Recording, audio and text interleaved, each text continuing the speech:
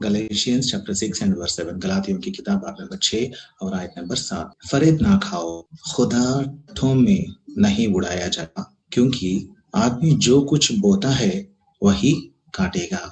चलिए हम दुआ मांगेंगे। ऐ हमारे आसमानी खुदावन, ऐ हमारे आसमानी रब, ऐ हमारे खुदा यहोवा, और एक बार आपके बेटे यीशु के खून के छिड़काव के नीचे आते हुए आपके मुकद्दस हुजरे में दाखिल होते हैं, सर झुकाकर आपकी इबादत करते हुए आपके आगे हम अपने आप को पस्त और हलीम बनाते हुए आपके मुकद्दस हुजरे में दाखिल होते हैं। और हम आपसे गुजारिश करते हैं खुदावन, आपसे इल्तिमास करते हैं कि आप हम पर रहम करें। और शाम को आपके कलाम में से कुछ बातें सीखने के लिए हम आपके पास आए हैं खुदावन।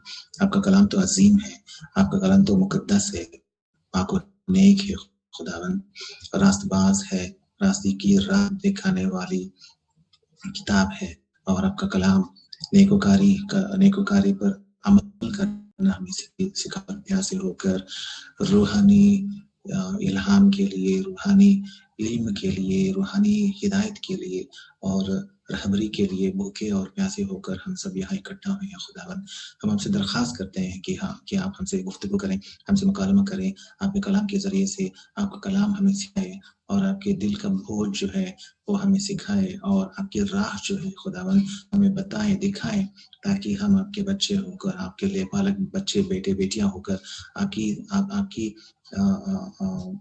आपका कलाम समझकर और आपकी राह समझकर जो जो आप पसंद करते हैं, जिस तरह की जिंदगी आप पसंद करते हैं खुदावन, उस तरह की जिंदगी अपनाने की हिम्मत हम अता फरमाए करके आपसे दरख्वास्त करते हुए ये छोटी सी दुआ मैं भी अपने आप को आपके सामने हलीम बनाते हुए, पस्त बनाते हुए खुदावन आपसे दरख्वास्त करता हूँ कि आप मुझ पर भी रहम करें और आपके बेटे यीशु के सलीब के पीछे मुझे छिपाकर आपके तख्त पर से आप ही हमसे गुफ्तगू करें खुदावन। अपने आप को सलीब के पीछे छिपाते हुए आपके कलाम के लिए आपसे दरख्वास्त करते हुए, आपके मुंतज़िर होते हुए ये छोटी सी दुआ हमारे खुदावंद और मुंजी हमारे आने वाले रब खुदावंद यीशु के मुकद्दस नाम से मांगते हैं, सुनकर कबूल फरमाएं, आमीन।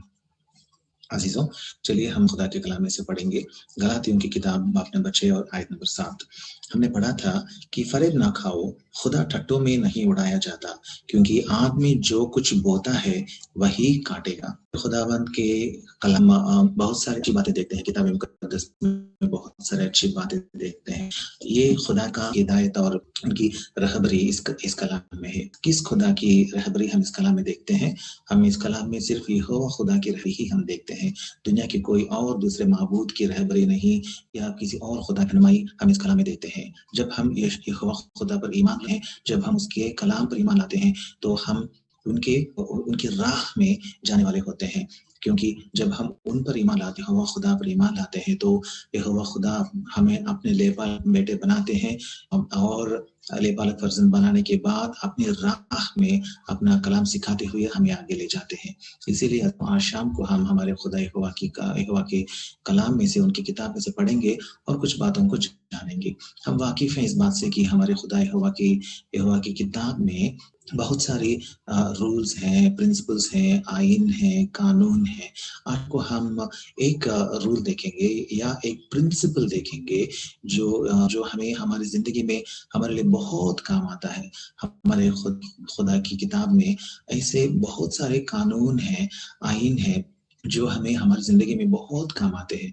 आज शाम को हम एक रूल या एक प्रिंसिपल को हम देखेंगे जो हमारे लिए बहुत काम आने वाला है और हमारे खुदा ने अपने कलाम में इस प्रिंसिपल को, इस कानून को या उनको इसलिए लिखा है ताकि हम उनके बच्चे होने के बाद उनकी राह में जाते हुए इस आइन के या इस प्रिंसिपल के मुताबिक जब हम जाते रहेंगे तो इस जिंदगी में हम खुश रहेंगे और हमारे खुदा भी हमसे बहुत खुश रहेगा। इसीलिए शाम में जो कुछ बोता है वही काटेगा। यहाँ एक बीज बोने की बात होती है और यहाँ एक कटाई या फसल काटने की भी बात होती है। यहाँ दो बातें होती हैं। पहली बात यह है कि आदमी जो कुछ बोता है यानी बो की बात भी होती है। ये तो हम जानते हैं कि जब खेती बाड़ी करते हैं तो लोग क्या करते हैं, पहला बीज लेकर जाते हैं और बोते हैं, और बीज जब बोते हैं कुछ वक्त के बाद क्या होता है, काटने के लिए फसल निकलती है ना? जब फसल निकलती है तो लोग जाकर उसे काटते हैं। और खुदा ने क्या किया इस दुनिया में, जब खुदा ने इस दुनिया को पैदा किया तो खुदा ने क्या बनाया? हाँ, जो कुछ आप बोएंगे उसी किस्म की फल या उसी किस्म की फसल या उसी किस्म की कटाई आप काटेंगे, है ना? अगर आप गेहूँ का एक बीज बोओगे, आप तो जाके चावल का तो कटाई नहीं काटेंगे ना। अगर आप गेहूँ का बीज बोएंगे तो गेहूँ का ही आप फसल काटेंगे। अगर आप चावल के बीज बोएंगे तो आप चावल की ही फसल काटेंगे, है ना? ये कानून है, ये नियम है, आईन है हमारे खुदा यहोवा का, जो हमारे खालिक है। तो हमारे रब्बुल अफ़्फ़ाज, हमारे खालिक ये क्या क्या कानून लगाया है, क्या आईन लगाया है अपनी खिलकत में। उन्होंने ये रूल लगाया, ये प्रिंसिपल लगाया कि जो कुछ बोया जाता है वही इंसान काटेगा, है ना? उसी फसल वो काटेगा, है ना? तो ये बात बहुत अहम बात होती है, बहुत अहम बात होती है हमारी ज़िंदगियों में। हमेशा हमें ये बात याद रखना चाहिए। और एक बार हम पढ़ेंगे, फ़रेब ना खाओ, खुदा ठट्टों में नहीं उड़ाया जाता, क्योंकि आदमी जो कुछ बोता है वही काटेगा। आदमी जो कुछ बोता है वही काटेगा। अजीजों, हमें याद रखना चाहिए हमारी जिंदगियों में भी हम जो कुछ बोएंगे उसी उसी चीज को, उसी फसल को हम काटेंगे, है ना? कभी कभार हमारी हमारी जिंदगियों में, हमारे घरों में, घरानों में जो भी हमारे साथ रहेंगे, हमारे लोग जो हमारे साथ रहेंगे, हम कभी कभार क्या करते हैं, उनके मन में दुख पैदा करते हैं, उनके मन में बहुत तकलीफ पैदा करते हैं हमारी बातों से या हमारे चाल चलन से, हमारे रवैये से हम बहुत दुख उनके दिलों में हम पैदा कर सकते हैं। इसीलिए हमें याद रखना चाहिए, हमें ऐसा नहीं करना चाहिए। देखिए, मेरे पास एक औरत आई थी और वो औरत ने मुझसे कहने लगा कि मेरे मेरे शौहर मुझसे बात नहीं करते हैं, मुझसे बिल्कुल नहीं बात करते हैं और जो भी मैं कहूँगा वो मानते नहीं हैं और मुझसे दिल खोल के तो बात नहीं करते हैं। तो मैंने शौहर से पूछा कि ऐसा क्यों आप करते हो? तो शौहर ने कहा, "कुछ नहीं, मैं तो ऐसा नहीं करता हूँ।" शौहर ने इनकार कर दिया, लेकिन वो औरत कहती आई और दोहराती आई कि नहीं, मेरा शौहर तो मुझसे बात नहीं करता है, वो मुझसे नाराज़ है। और जब उस औरत को मैंने बाहर भेजा तो मैंने शौहर से पूछा कि क्या बात है? आप ऐसा बर्ताव करते हैं? साहब, ये देखिए, हमारी शादी होकर करीबन 7 साल हो गए हैं और इन 7 सालों में मैंने मेरी बीवी को बहुत कुछ समझाया था। बहुत सारी बातें मैंने उनको समझाई और बहुत सारी बातें मैं भी मैं उससे बात करता था, वो झगड़ती थी, बहुत झगड़ती थी, मुझसे नाराज़ होती थी और मुझे ज़ुबान लड़ाती थी। इसीलिए मैंने सोचा, इन 7 सालों के बाद मैंने सोचा कि मैं बात नहीं करूँगा। जो उनकी मनमानी है करने दो, मैं तो खामोश रह जाऊँगा। और इसीलिए उस शौहर ने खामोश हो गया। अब वो बात नहीं करता है, दूसरों से दिल खोल के बात करता है, हँसता है, बहुत अच्छा-सा बात करता है, लेकिन बीवी से बात नहीं करता। वजह क्या है? वजह ये है कि उस औरत ने शादी के बाद उस शौहर से बहुत बुरे तरीके से पेश आई। इसीलिए वो तंग आ गया। वो शौहर जो है उसने सोचा कि मैं आइंदा इस औरत से दिल को नहीं बात करूँगा। और वो 2 लोग जब मेरे पास आए तो वो उन 2 लोगों को जब मैंने देखा, शौहर देखने के लिए बहुत गमज़दा होकर बैठा था। तो उनकी बीवी तो बात करती रही, लेकिन वो मुँह खोल के कुछ भी नहीं करता था, कुछ भी नहीं करता था। अज़ीज़ों, ये क्या हुआ? उस औरत ने बीज बोया, उस शौहर की ज़िंदगी में उस औरत ने बीज बोया, कौंडे के बीज। हर बात पर झगड़ती थी, हर बात पर झगड़ती थी। झगड़े की इत्मीनान का फ़सल उठेगी क्या? नहीं। अमन का फ़सल उठेगी क्या? नहीं। खुशी की कटाई होगी क्या? नहीं। जब आप नफ़रत या बुग़्ज़ या गुस्से बीज बोते हैं, तो गुस्सा या नफ़रत की फ़सल ही आप काटते हैं, है ना? वैसा ही हुआ था अज़ीज़ों, जो खुदा के कलाम में खुदा ने कहा है, इंसानों के लिए जो खुदा ने प्रिंसिपल या रूल या आईन या कानून जो खुदा ने दिया है, वो गलत नहीं होता। कभी भी हमारे खुदा यहोवा की बात, यहोवा का कलाम, उनकी किताब में जो लिखा हुआ है, कभी भी गलत नहीं होती है। उनकी किताब गलत नहीं होती है। अज़ीज़ों, मैंने समझाया, उस औरत को बाद में बुलाकर मैंने समझाया, ऐसा तुम मत करो, इस तरह का बर्ताव अच्छा नहीं है। अगर मैंने उसको सिखाया, ये प्रिंसिपल मैंने उसको सिखाया, अगर तुम चाहती है दिल खोलकर बात करे, तो पहला तुझे उस गुस्से को छोड़ना है। तू अपने शौहर से बात करते हैं, हर बात पर चिढ़ जाना छोड़ देना है। और उस औरत को एहसास हो गया, क्योंकि ये कोई नहीं था उससे कहने वाले, उसकी गलतियां उठाकर उसको दिखाने वाले कोई नहीं थे उनकी जिंदगी में। जब मैंने उसको समझाया तो उसको एहसास हो गया। अब कुछ वक्त के बाद फिर से मेरे पास आए थे वो लोग, और अब बहुत खुश हैं, क्योंकि उस औरत ने अपनी जिंदगी सुधार ली, बहुत खुश है। अब वो खुशी की बीज बोने लगी है, खुशी के बीज बोने लगी है, फरमान बरदारी के बीज बोने लगी है। जो शौहर कहता है वो भी अच्छा था, वो शौहर अच्छी बातें ही कहता था अपनी बीवी से, और जो अब वो कहता है वो मानती है, और उनके बीच खुशी है। खुशी के बीज अब वो औरत बोने लगी, और अब खुशी की फसल काटने लगी है। अजीजों, कितना ही सच है ना ये कलाम, ये आईन, ये कानून जो खुदा के कलाम में हम पढ़ते हैं, कितने ही सच है। और मैंने कुछ लोगों को ये समझाया, क्योंकि बहुत सारे लोग नावाकिफ हैं, समझते नहीं हैं, उनको जानकारी नहीं होती है। इसीलिए मैंने कुछ लोगों को समझाया कि जब हम से पेश आते हैं या नफरत से पेश आते हैं, जब भी हम ऐसा पेश आएंगे, तो उनके जहन में, हमारे सामने वाले की दिमाग में या उसके जहन में ये बात बैठती है कि ये फला फला इंसान जो मुझसे ऐसा गुस्से से पेश आता है, उससे मुझे बात नहीं करना चाहिए।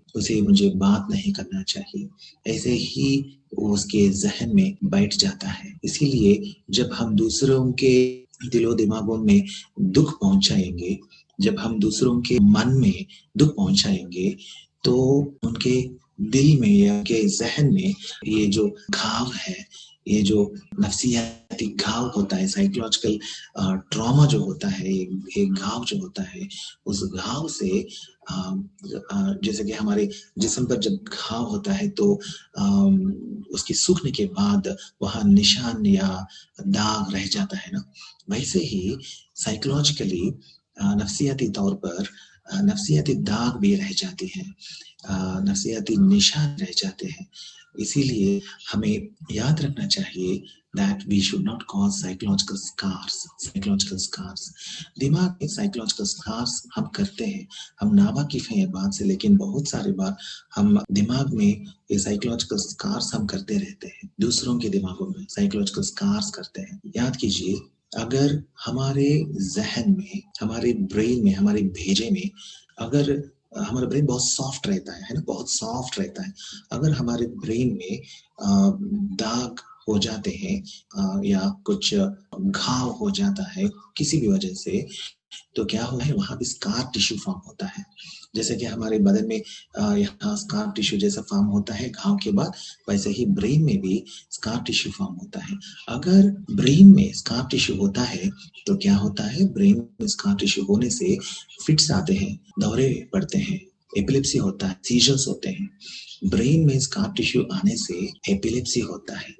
कभी कभार इंसानों के ब्रेन में क्या होता है, टीबी होता है।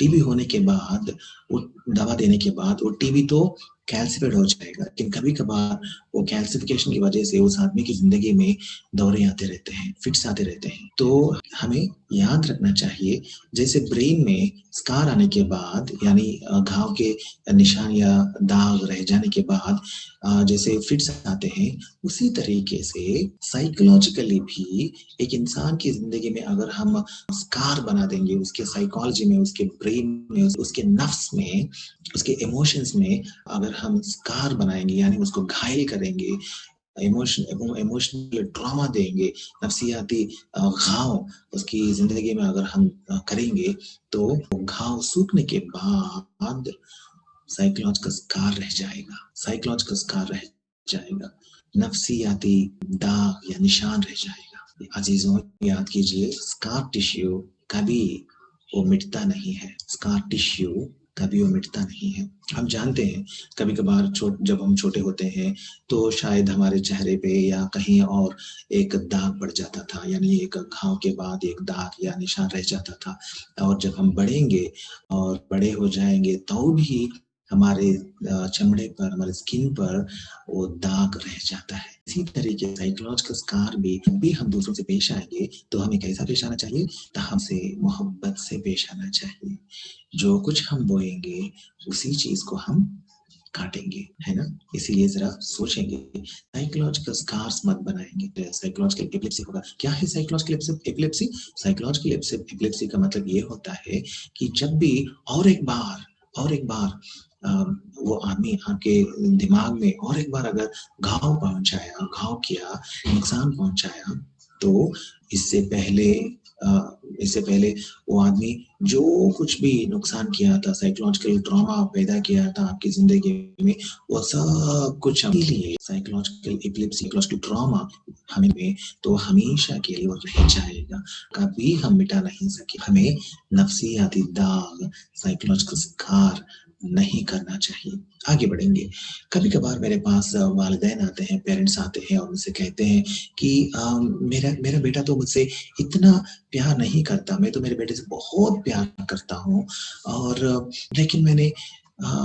लेकिन अब तो वो बड़ा हो गया है, अडल्ट हो गया है, अब मैं देखता हूँ कि वो मुझसे इतना प्यार नहीं करता है। बात यह है, मैं कभी कभार पूछता हूँ कि आप क्या चाहते हैं? तो कभी कभार वालिद साहब कहते हैं, उनके पापा कहते हैं, वो कहते हैं कि मैं ये चाहता हूँ कि मेरा बेटा मुझसे प्यार करे, I want them to love me. तो मैं पूछता हूँ बच्चे से, कभी मैंने पूछा था बच्चों से कि आप लोग बच्चे मतलब जो बड़े हो गए हैं अभी, तो उनके उनके बेटों से मैं पूछता हूँ। जब मैंने पूछा तो उनके बेटों ने ये कहा, उन बच्चों ने मुझसे कहा कि नहीं डॉक्टर, ऐसी बात नहीं है, आई लव हिम, लेकिन बात यह है कि जब मैं छोटा था तो मेरे पापा ने, मेरे वालिद साहब ने मुझसे इतनी मोहब्बत से पेश नहीं आया। उसने मुझ पर बहुत गुस्सा किया, उसने मुझ पर हमला किया, मुझे मारा, पीटा, कोसा, और मुझ पर बहुत इज्जत की बातें भी मेरे बारे में कही थी। इसीलिए मैं उनके बारे में क्या सोचते हैं, इसीलिए इतना अटैचमेंट मुझे नहीं है मेरे वालिद से, इतना अटैचमेंट मुझे नहीं है मेरे वालिद से। जैसे आमतौर पे सबों से प्यार रखते हैं, मैं मेरे वालिद से ही है, मेरे वालिद से। अब मैं बाप को क्या समझा, मैं बाप को क्या, अपने अपने बच्चों की जिंदगियों में जो कुछ भी बोया है उसी की फसल आप काट रहे हैं, उसी की कटाई आप काट रहे हैं। आपने मोहब्बत नहीं बोया, आपने प्यार नहीं बोया, मोहब्बत नहीं बोई, तो आज जो आपने उसकी जिंदगी में बोया था, आज वो आप उसी की फसल आप काट रहे हैं, उसी की कटाई आप ले रहे हैं। हम क्या कर सकते हैं? उस बच्चे की दिमाग में, उसके जहन में दाग पड़ गया है, नफ्सियाती दाग पड़ गया है, साइकोलॉजिकल स्कार पड़ गया है कि मेरे वाले इतनी सख्ती से मुझ पर पेश आया, इतनी सख्ती से अजीजों, स्कार बन गया बच्चों के दिलों में, बच्चों के दिमागों में स्कार बन गया। वो मिटेगा नहीं, मिटेगा नहीं। हम आगे बढ़ेंगे। एक बार हम प्रोवर्ब्स देखेंगे, एक बार हम will go to book of proverbs. अमसाल की किताब देखेंगे, अमसाल की किताब बाब नंबर 20 देखेंगे, अमसाल की किताब बाब नंबर 20 देखेंगे। अमसाल की किताब 20वां और आयत नंबर 4 नहीं चलाता, इसलिए फसल काटने के वक्त वो कभी क्या लिखा हुआ है, काहिल आदमी जाड़े के बाइस हल नहीं चलाता। काहिल आदमी कि कोई ना कोई तो बनाता है और हल नहीं चलाता है। हल चलाना तो चाहिए, फसल का चलाना तो चाहिए ना, लेकिन ये काहिल आदमी हल नहीं चलाता, और ऐसा हल नहीं चलाने की वजह से काहिल आदमी जाड़े के बाइस हल नहीं चलाता, इसलिए फसल काटने के बाद वो भीख मांगेगा। क्या मांगेगा? भीख मांगेगा, क्योंकि उसके लिए फसल फसल ही नहीं है, काटने के लिए कुछ फसल ही नहीं है। इसीलिए जब भी आप बोएँगे तो आपको कैसा बोना चाहिए? हाँ, कसरत से बोना चाहिए, कसरत से बोना चाहिए। बहुत ज़्यादा बीज बोना चाहिए, काहिल नहीं बनना और बीज बोने के बारे में हमें कुछ भी पीछे नहीं हटना चाहिए, बीज बोते ही रहना। जितने जितने बीज आप बोएँगे मोहब्बत के, उतने ही उतनी ही बड़ी फसल आप काटेंगे। अगर आप बहुत कम बीज बोएँगे, तो कम प्यार आपको मिलेगा। अगर आप ज़्यादा बीज बोएँगे मोहब्बत के या किसी भी बात के, उसकी फसल उतनी ही कसरत में आप काट सकेंगे, है ना? इसीलिए यहाँ क्या लिखा हुआ है, जो नहीं बोता है, वो काहिल है। अगर आप कहते हैं कि मैं नहीं बोऊँगा, तो आप कौन हैं? काहिल हैं। और जब दूसरे लोग अपने बच्चों से जब फल लेते हैं, जब फसल काटते हैं, तो आपकी ज़िंदगी में फसल नहीं मिलेगी। क्या होगा? भीख माँगेगा, मेरे बच्चे मुझसे प्यार क्यों नहीं करते? करने दो करके भीख माँगेंगे, प्यार का भीख माँगेंगे। अज़ीज़ों, खुदा का कलाम कितना सच है ना, हमारी ज़िंदगियों में हर मोड़ में, हर पहलू में, हर हर बात में हमारे साथ रहेगा ये कलाम, कितना ही सच्चा कलाम है। इसीलिए मैंने उस बाप से कहा था, आपने बहुत कम बोया था, अब फसल भी आपको बहुत कम मिलेगी, है ना? मैं उनको यही समझाया था। चलिए आगे बढ़ेंगे। अम्साल की किताब चैप्टर 24 वर्सेस 30 से लेकर 32 तक, 30, 31 एंड 32। मैं काहिल के खेत और बेअक्ल के पाकिस्तान के पास से गुजरा और देखो, वो सब का सब कांटों से भरा था और बिच्छू बूटी से ढका था और उसकी संगीन दीवार गिराई गई थी। तब मैंने देखा और उस पर खूब गौर किया। हाँ, मैंने उस पर निगाह की और इब्रत पाई। हाँ, क्या हुआ? इब्रत पाई। क्यों? सबक पाया, इब्रत पाई। क्यों? क्योंकि ये काहिल का पाकिस्तान कैसा है? इस काहिल का पाकिस्तान कैसा है? वो क्यों? उसने बोया नहीं, वो काहिल था, बोने काहिल था, वो बोना नहीं चाहता, लेकिन वो फसल काटना चाहता था। कैसे मिलेगी फसल? कैसी मिलेगी कैसे? है ना? इसीलिए हमें बोना चाहिए। मैंने वो सबको बहुत कम मिल रहा है। अजीजों, हम जो बोएंगे उसी की फसल हम काटेंगे। आगे बढ़ेंगे। 2 कोरिन्थियंस, चलिए तीसरी बात हमने पहली बात ये देखा था कि हमें साइकोलॉजिकल स्कार नहीं बनाना चाहिए दूसरों के दिमागों में, नफसियाती दाग या घाव नहीं पहुंचाना चाहिए, क्योंकि दबे रह जाएंगे, जिंदगी भर वो लोग याद रखेंगे। दूसरी बात हमने ये देखी कि हम जितना बोएंगे उतनी ही फसल हम काटेंगे। कम बो के ज्यादा फसल नहीं मांग सकते, है ना? इसीलिए अगर आप ज्यादा प्यार चाहते हैं दूसरों से, तो ज्यादा बोना चाहिए हमको। ये थी हमारी दूसरी बात कलाम में से। अब हम तीसरी बात देखेंगे। चलिए 2 कुरिन्थियों की दूसरी किताब चैप्टर 9 और वर्स 6, बाब 9 और नंबर 6। लेकिन बात यह है कि जो थोड़ा बोता है वो थोड़ा काटेगा और जो बहुत बोता है वो बहुत काटेगा, है ना? हमने यही देखा था। तीसरी बात यह है कि जब हम दूसरों की जिंदगियों में जब हम कुछ बोते हैं, तो हमें क्या करना चाहिए? बहुत प्यार से, तहम्मुल से उनकी जिंदगियों में हमें बोलना है, in a responsible way, in a respectable way, in a loving and caring, बहुत केयरफुली। लोग कैसे रहते हैं? केयरलेस रहते हैं। हाँ, बहुत केयरलेस रहते हैं, कुछ भी बोल देते हैं, कुछ कैसे की बर्ताव करते रहते हैं, है ना? आपका बर्ताव कैसा है? दूसरों से आप कैसे पेश आते हैं? In a respectable way, in a remember, in a way where people may remember us. जिक्र जब भी होगा तो हमें तो लोगों को हमारे बारे में क्या याद आना चाहिए? वो इंसान बहुत मोहब्बत वाला है, बहुत हलीम है, बहुत खुदापरस्त इंसान है, बहुत अच्छा है, अच्छा इंसान है। इस तरह की बातें हमारे बारे में लोगों को कहना चाहिए। यही होती है यीशुई गवाही। हमारी जिंदगियों में यीशुई गवाही को हमें बरकरार रखना चाहिए। दुनिया कहती है कि हाँ, हम अपनों से मोहब्बत रखेंगे लेकिन दूसरों से नफरत रखेंगे, दूसरों से नफरत करेंगे, दूसरों को कत्ल करेंगे। लेकिन हमारे खुदा यहोवा ने हमें ये नहीं सिखाई। अपनी किताब में ये बातें हमें नहीं सिखाई।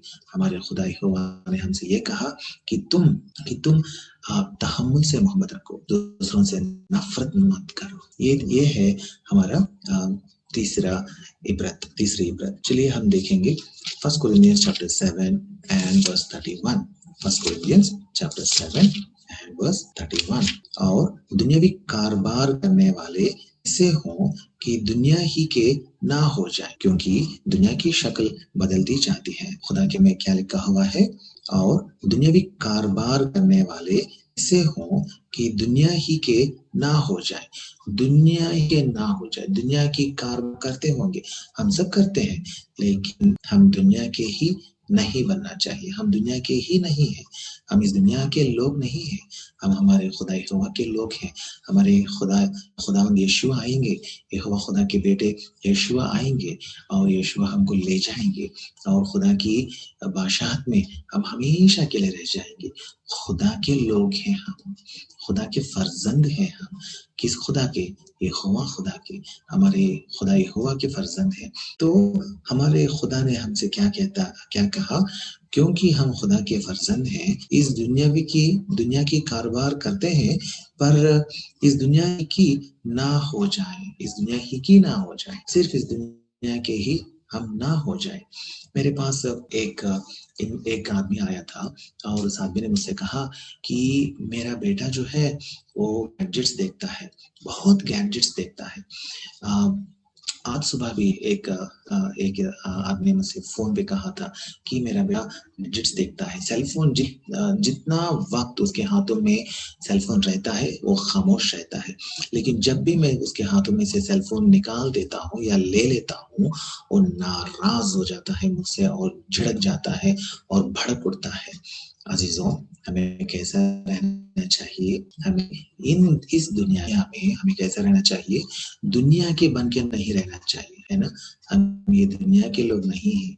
इस करते हैं इस दुनिया पर काबू पाने के लिए इस दुनिया को अपने हाथों में अपनी बातें हैं, लेकिन हम इस दुनिया के लोग नहीं हैं। यीशु ने साफ साफ कहा था कि मैं इस दुनिया का नहीं हूँ। इसी तरीके से मेरे बच्चे, मेरे लोग भी इस दुनिया के नहीं हैं, है ना? इसीलिए हम इस दुनिया के लिए झगड़ते नहीं हैं। इस दुनिया पर काबू करने के लिए हम इस दुनिया के लिए हम जंग भी नहीं करते।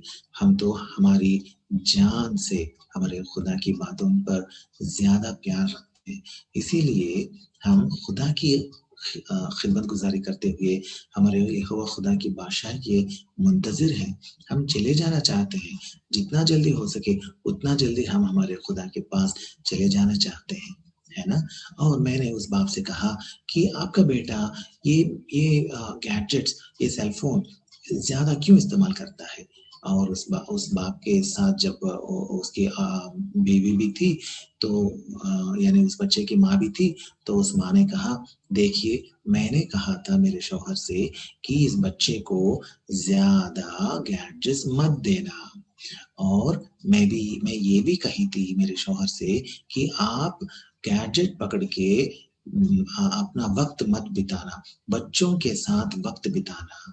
लेकिन ये मेरा शौहर सुनता नहीं था। ये ऑफिस से घर आता है और अपना सेलफोन पकड़ के आराम से पलंग पर रह जाता है और शाम तक रह जाता है। कभी भी ये मेरा बेटा के कभी भी अपने बाप को देखता है, वो सेलफोन पर ही रहता था। इसीलिए मेरे बेटे भी सेलफोन का इस्तेमाल शुरू कर दिया। अजीजों, इस बाप ने क्या गलती की? इस बाप ने ये गलती की। वो गलती ये है कि यहाँ लिखा हुआ है ना कि दुनिया का कारोबार करने वाले ऐसा हो कि दुनिया ही के ना हो जाए, दुनिया ही के ना हो जाए।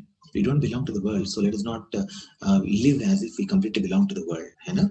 We live as if we belong to the Lord. क्यों? क्योंकि दुनिया का शक्ल बदलती जाती है। ये दुनिया हलाक हो जाने वाली दुनिया है, हमेशा की हलाकत में ये दुनिया चली जाएगी।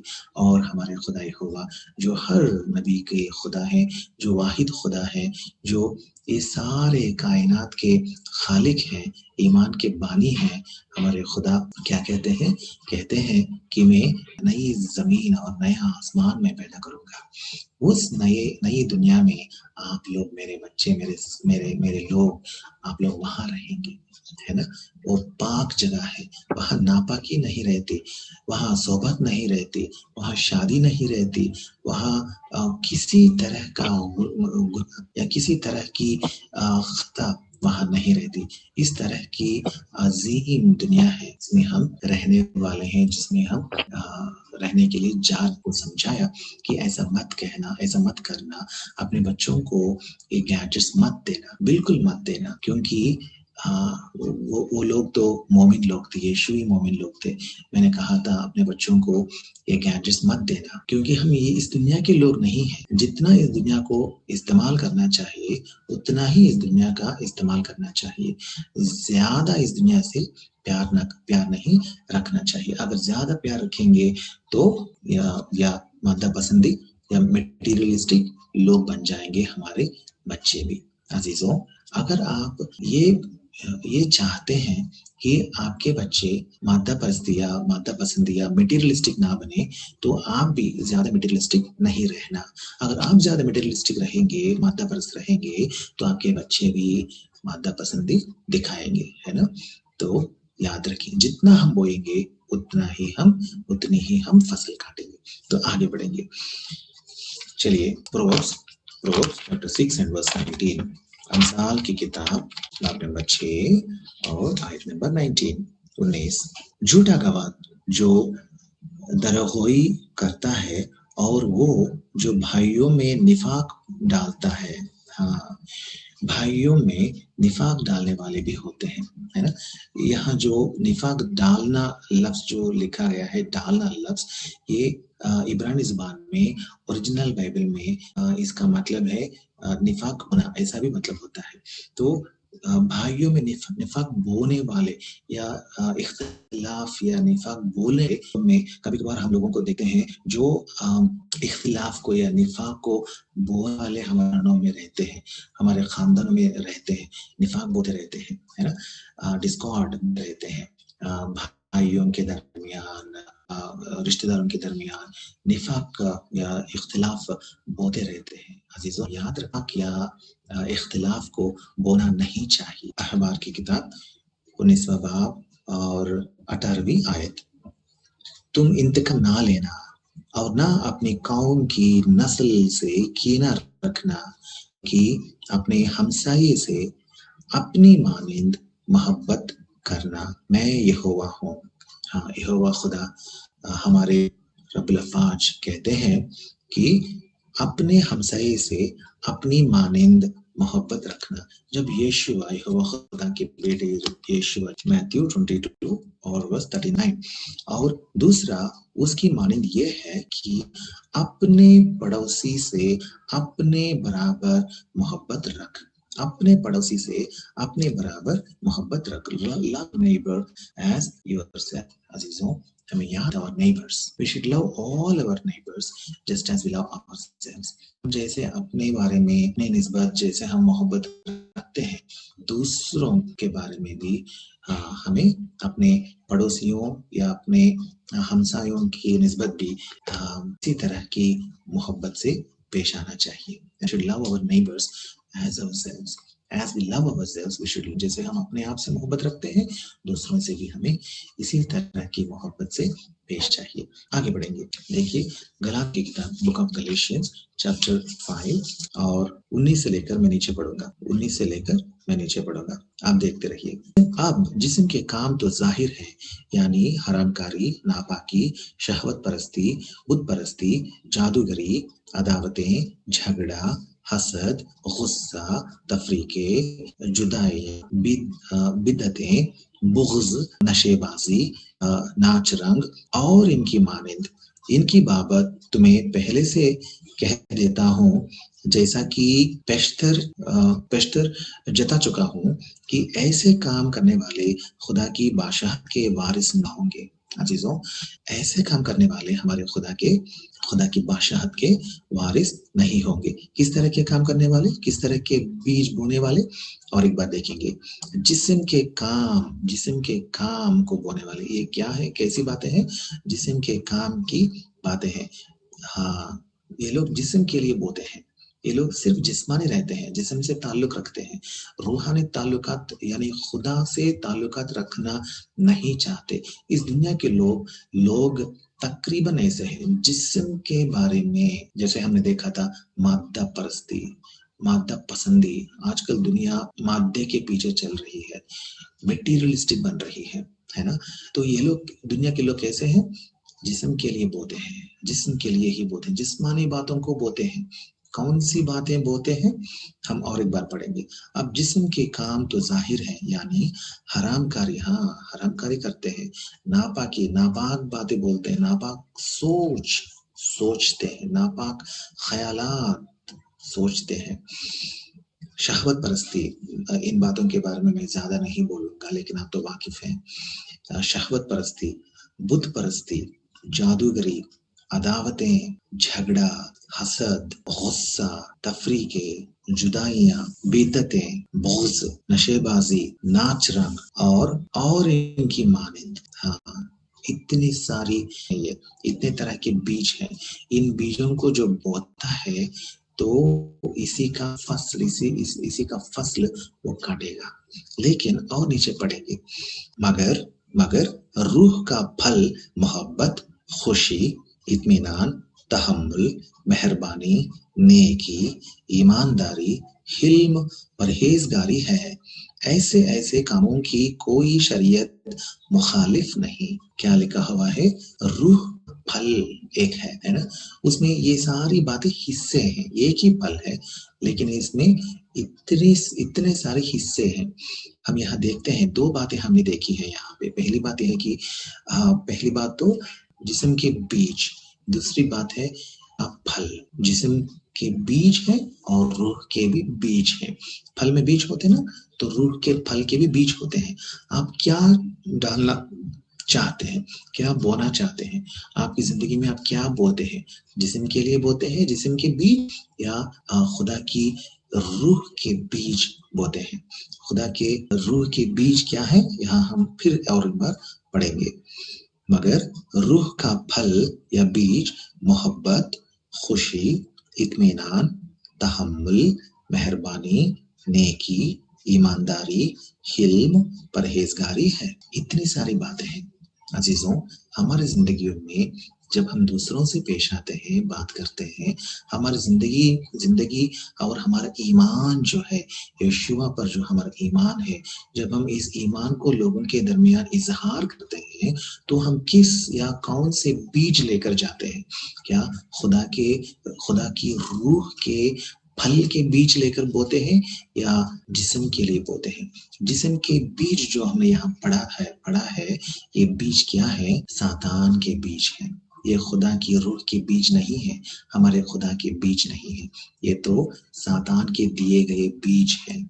इस दुनिया के लोग इन बीजों को बोते रहते हैं, उनको पसंद है, लेकिन हम खुदा के लोग हैं। हम हमारे खुदा यहोवा की बादशाहत में रहने वाले लोग हैं। उस उम्मीद में वाहिद खालिक यहोवा की बादशाहत में रहने जाने वाले हैं। और हमें यहाँ बीज बोना चाहिए, हमें सिर्फ इन्हीं बीजों को बोना है।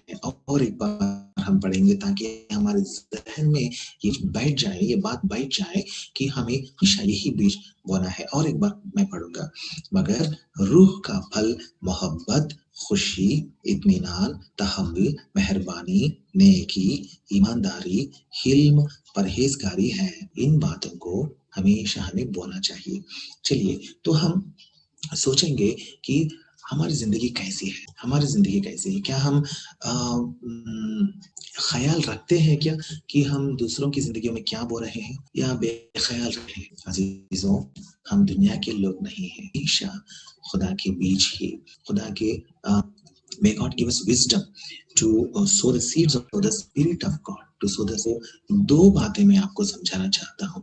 पहली बात, दुनिया के बीज बोते हैं, दुनिया की फसल काटते हैं। और दूसरी बात, खुदा की रूह के बीच, जो खुदा की रूह के बीच एहतियात से, ध्यान से, गौर से बोते हैं, वही लोग इत्मीनान, अमन और खुशी की कटाई या फसल काटते हैं। अगर आपकी जिंदगी में इस तरह का अमन या इत्मीनान चाहिए, तो खुदावंद यहोवा का आईन या कानून याद रखिए कि आप जो कुछ बोएंगे उसी की फसल आप काटेंगे। तो हम आज हमारे जहन में, हमारे दिलो दिमागों में हम याद रखेंगे कि हम आइंदा जिस्म के लिए नहीं बोएंगे, जिस्म के बीज लेकर लोगों की जिंदगियों में हम नहीं बोएंगे। हमेशा हमारे खुदा की रूह के बीज जो है, इन बीजों को पकड़ के रहेंगे और बोते ही जाएंगे, ताकि हमारी यीशु की गवाही दूसरी जिंदगियों में मुबारक हो जाए। इस तरीके से हम हमारे खुदा के फर्जंद रहेंगे, गवाह रहेंगे, शहीद रहेंगे और उनके आने तक इस दीवान वाले खुशी पैदा करने वाले रहेंगे। इन बातों पर हमारे खुदा यहोवा अपनी बरकत कसरत से डेले। Thank the Lord for this word. May God bless this word for all of us.